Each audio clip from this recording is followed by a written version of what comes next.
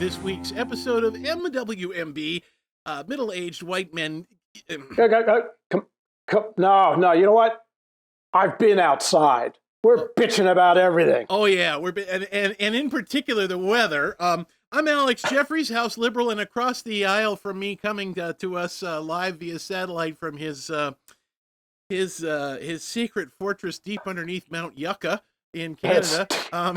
Actually, that's in Nevada. It's deep underneath Mount Snow. Look. Oh, wow. It's snowing again. That's actually what Canada means in French, I think. It's just snow. But it's snowing here in the U.S., too, and it's colder than... I can't even think of a word. Anyway, Alex Jeffries and Jim the Hammer here with you for MWMB. And I see you've got your hat on. I have. It's a toque. Yeah. Oh, nice toque, eh? Hey, nice toque, eh? Yeah. So I had to have some poutine. Yeah. Well, I'm not going to wear that Canadian stuff, but I got my Midwest. Oh, yeah. I got my Midwest hat going with the flaps and everything. You know, I'm. You know, I'm sorry. I'm jealous. Yeah. That is a darn stylish hat. It is. You know, you turn it up, you look like a Death Star commander. You know, from Star Wars. You turn it down, and you look like you're ready to go join the cast of Grumpy Old Men. You look like a Youper. You're a Youper. Hey, Alex, here's a fun fact that, my God, I wish we could forget. Yesterday, it was colder in Toronto than it was on the surface of Mars. Is that true? It actually, yes, it was minus, oh God, what was it? Minus 28, 29, 30, whatever the hell it was in Toronto yesterday. Yeah. No, I'm not talking the whole surface of Mars. Around the equator of Mars, it's minus 17. Okay, so we're engaging in a little bit of hyperbole here, but not enough. There were places on Mars yesterday where it was warmer than it was in Canada, and quite frankly, that's enough for me. What is your news source in this great day of fake news sources? Did you get that from No, I got that from the Weather Service. Oh, that's the government. I don't trust them. Yeah, well, it's our government, and they would apologize if they were lying. I certainly don't trust them.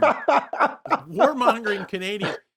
That's the thing. The weather is cold, and I just had a debate with somebody the other day, and I realized we couldn't even debate with each other because every time I tried to quote a source for facts, either a government statistic or a newspaper report, and I wasn't just choosing liberal sources. I even had sources from Fox News, the Wall Street Journal, and my friend's like, you keep quoting this stuff to me, but I don't believe any of it.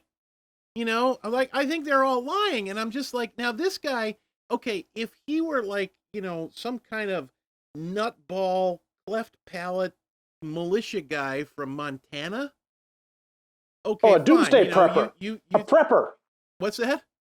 One of those doomsday preppers. Yeah, exactly. A prepper. If he were a prepper or a John Bircher or something, I'd be like, yeah, okay, the UN is putting up road signs to aid the, what was that they used to say about the mile markers or whatever it was, for the yeah, UN. the little wording on the back of the signs. Yeah, exactly. Yeah, that's for the UN troops.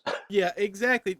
But the problem is this guy is a mainstream medical equipment salesman, a decent guy. I've known him all my life. I like him. He's funny. He's a family guy. He's not some kind of nutball chemtrail idiot in the in the Highlands, and he's still like, I don't believe the news media, I don't believe the government, I'm like, how do we even have a discussion? What are you basing your opinions on? I think I know who you're talking about. Yeah, but the thing about the chemtrails, I heard one source that it was spraying Viagra over the cities, and that's I'm like, can't they fly here? I was going to say, it must be spraying Viagra because there sure are a lot of pricks in the world right now. I didn't say that. That's the family show. Bleep that out. Bleep that. This is a family show. Hey, but Alex, you know what? I don't have any family, by the way. This is only your family that we have to worry about. I hardly think that's fair. Well, our extended viewing family, our holiday family, the people that we love. I have, let's I don't just have any of those left anymore either. let's just skip all this, who believes who, Breitbart did this, and Joey the kneecap did that.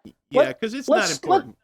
Let's stick with holiday news. I've got some holiday news that I think we can all get behind. All right, let's go ahead. This is the season where families, travel, come together so they can share in the joy of their blessed holiday times. This is the time, the movie Planes, Trains, and Automobiles. I'll Be Home for Christmas. Yes, I do. Of course, I'll Be Home for Christmas was sung by some guy in a trench who got blown up later. But, this is the time that people travel a lot. Would you not agree with that? Oh, I would. Well, then you would be interested to know. Oh, I think I know exactly where you're going. There was a survey and a study done in Europe where they interviewed 50,000 or 48,000 they interviewed airline pilots. I've got the story right here. I have got the story right here. I have got it right off the press. And when you made me aware of this, I even went and cross-checked it with several different sources because I'm like, fake news, blah, blah, blah. Here at MWMB, we have a responsibility. Never fake. Never. We have a responsibility. And you hear it first. That's right, or second or third, but you hear it most of the time. You hear if we decide to get off our fat butts and do a show. Anyway, here's the story that we had, and I wish I could turn this over to Jennifer, but she and all the other newscasters are on vacation up at the North Pole. Where it's warmer. That's where Donald Trump told them they were going. It's warmer at the North Pole than it is here. Yeah. So if Jennifer was here, she would have reported, as we all know, flying is bad enough. Long lines, lost luggage, idiots who voted for Trump haranguing you in the aisles, more idiots trying to avoid a $25 baggage charge by endeavoring to shove 50 pounds of crap into a 5-pound overhead luggage bin. And as if that were not... Of which they're charging you, you're not allowed to put them in the bins anymore on United. Yes! And as if that were not bad enough, a new study carried out by the Harvard School of Public Health says that nearly 1 in 8 airline pilots, 1 in 8, are flying while untreated for clinical depression. Oh, hear those sleigh bells ringling, ching, ching, chingling too. Oh, it's lovely weather to crash in the mountain with you. Pull up. They studied about 1,800 pilots, according to the news article, from 50 countries, and 1 of 8 of them said that they had felt clinically depressed while flying in the last week. And 4% of the pilots reported suicidal thoughts while working. And I got to tell you, other than a job in maybe a gun factory, I think 40,000 feet is probably the last place where you want to have suicidal thoughts on the job. So I got to feel most of these pilots say they didn't report or even bother to seek help for their clinical and sometimes suicidal depression because they didn't want to lose their job. I'm like, good, at least you've got one thing to look forward to going back to work tomorrow. That's the only thing that's going to get me to Denver for Christmas. I'll be home for Christmas, or maybe not. Now, right. Now, okay, clinical depression. Unless they drop a plane on me. I am not downsizing any real, looking at clinical depression. It's a very real thing. But my goodness, when you've got 150 people in the back and you're looking at that mountain going, can I, should I? This is not the place to be doing it. Well, Jim, I want to go back to the beginning of this conversation, however, and as you look at all those jerks in the back of the airplane trying to shove all their stuff into the overhead bin. No, that's different. There should be ejection seats for them. If I were a pilot, I wouldn't crash because I was depressed. I would crash because I was seriously ticked off. Oh, you know what? Every time I get off a plane, the flight attendants are there, bye-bye, bye-bye. And the captain or the co-pilot always comes out. I always thank the guy and say, good work. And they're like, because he might be one of those 8, or the one. He might be the one. I'm not on the jetway yet. Yeah. I'm going to be, next time I go on an airplane, I'm going to be like, hey, buddy, how are you? You feeling okay? Buck up there, little camper. How you feeling today? I'll be like to the stewardess, like, make sure the captain gets an extra fucking cup of coffee today, please. I'll bleep that out. Here, and break this capsule in there, will you? Yeah, exactly. Hey, oh my God, look at the time. I got another holiday thing here, and it goes down to the great state of Maryland. Really? Which by the way, the state song "Oh Maryland" is the same tune as "Oh Christmas Tree." Of course it is. No, it is. I believe it. Maryland, oh Maryland, and it's like we're a bunch of guys sitting around in a bar in Wilmington one night, going, "Yeah, we need a song. How about this one?" Nobody will notice.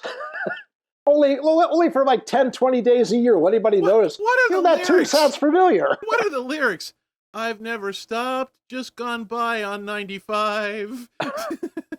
I leave Maryland, I'm glad I'm still alive. Oh no, that's another story. Maryland was, I remember back in the 70s, Maryland was using a program where they used confiscated vehicles to catch speeders. So instead of like a police cruiser, they're using like an El Camino with hay bales in the back, or a tractor trailer, or some jacked up, beat up, and people go zooming by him, and the guy screws his hat on and woo, and people go, "That's not fair. Yeah. I'm going to take an airplane and maybe it'll crash." How embarrassing to be pulled over by an El Camino with hay bales in the back. With hay bales in the back.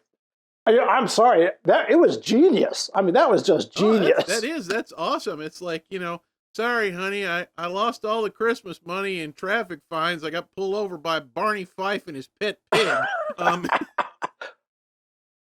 That's another story I'll tell you later. Hey, but anyway, speaking of Maryland, I didn't get the town, even though I checked with several news sources, one of which is kind of like semi-legitimate, because it was a TV station and they actually showed pictures. Oh, yeah. I believe you. A beaver got into a Dollar General store in Charlotte Hall, Maryland on the other Monday night, walked right through the front door and went to the fake Christmas trees, where apparently it got pretty upset.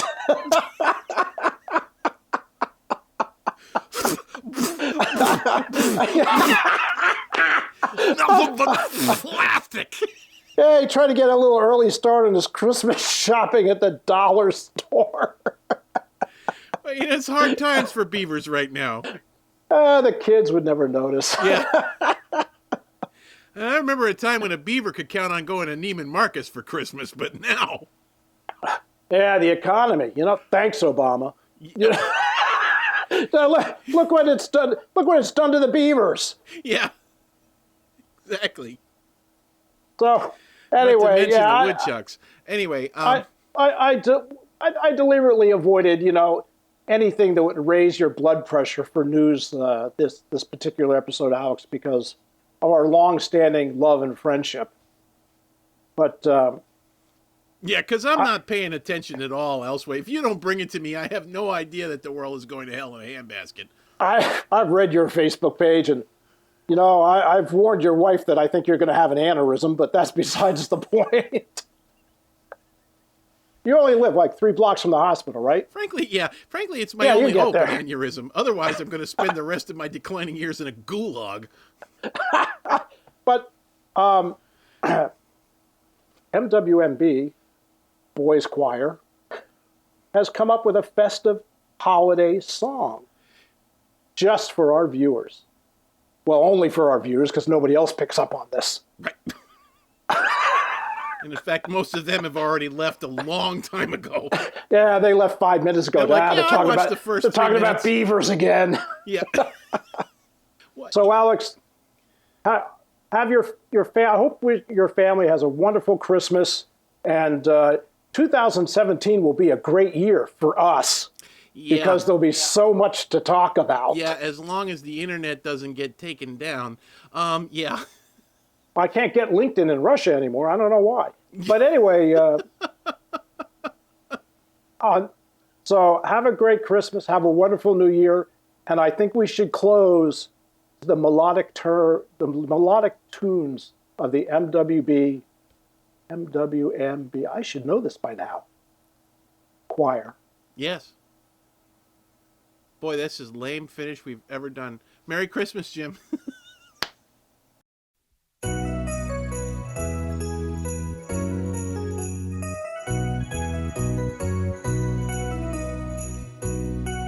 On the first day of Christmas, I gave the GOP a visa for another country.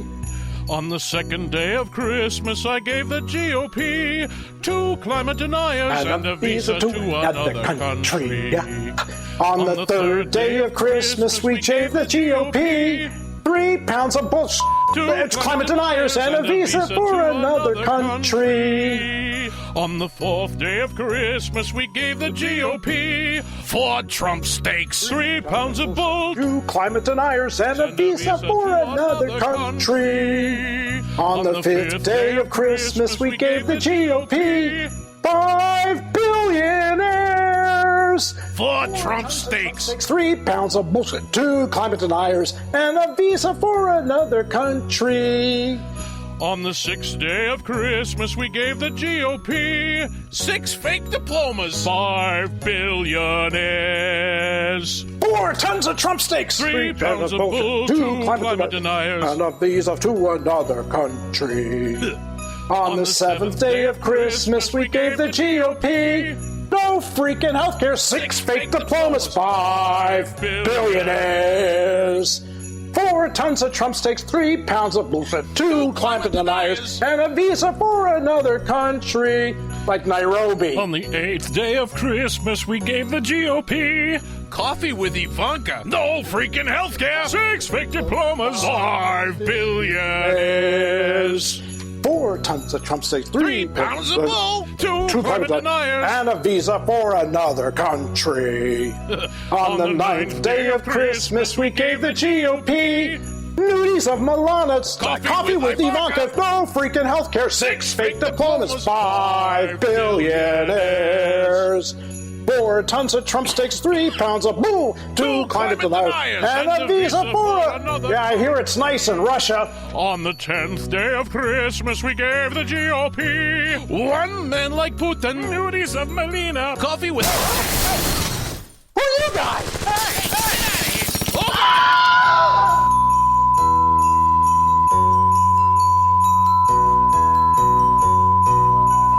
Psst, Alex. Yeah. Alex, it's okay. It's only a flesh wound. Oh, thank God. Merry Christmas, Alex. Merry Christmas, Jim. I think those guys are the KGB. Either that or Trump's private security guard. Happy New Year.